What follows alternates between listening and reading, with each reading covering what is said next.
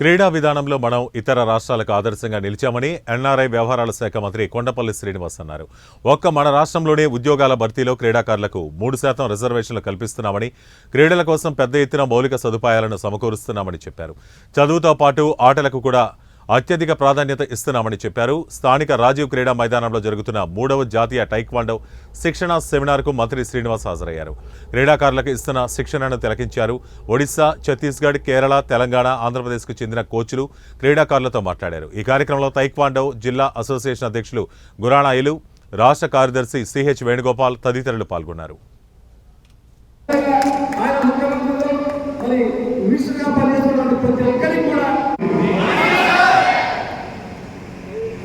అందరికీ కూడా వెరీ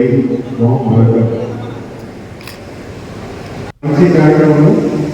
లేక ఇంటర్నేషనల్ ప్లేయర్ వచ్చి మీకు ట్రైనింగ్ ఇవ్వడం, ఆయన నేర్చుకోవడానికి అవకాశం కూడా వస్తుంది. అంటే ఎలాంటి కాంపిటీషన్స్ ఉంటాయి, ఎలాంటి ట్రిక్స్ అలవాటు మీ స్పోర్ట్ని రీజన్ చేసి ఎలా కరెక్ట్ చేయొచ్చని మన ట్రైనింగ్ కోర్సెస్తో పాటు ఒక ఇంటర్నేషనల్ స్పోర్ట్స్ కూడా ఇంకా ఇంటర్నేషనల్గా స్పోర్ట్ మీకున్నటువంటి కళని ఇంకా కరెక్ట్ చేయడానికి ఒక ఇంటర్నేషనల్ ప్లేయర్ తీసుకొచ్చి ఈరోజు ఇక్కడ రావడం చాలా సంతోషంగా ఉంది.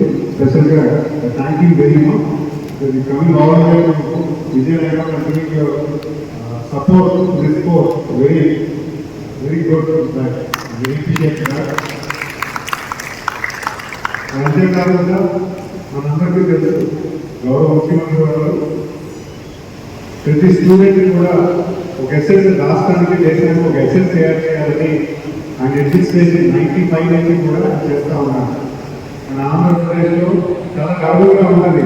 తెలంగాణ నుంచి ఒక స్పోర్ట్స్ పర్సన్ వచ్చి, ఒక ట్రైనర్ వచ్చి ఈరోజు మన ప్రభుత్వాన్ని మన గౌరవ ముఖ్యమంత్రి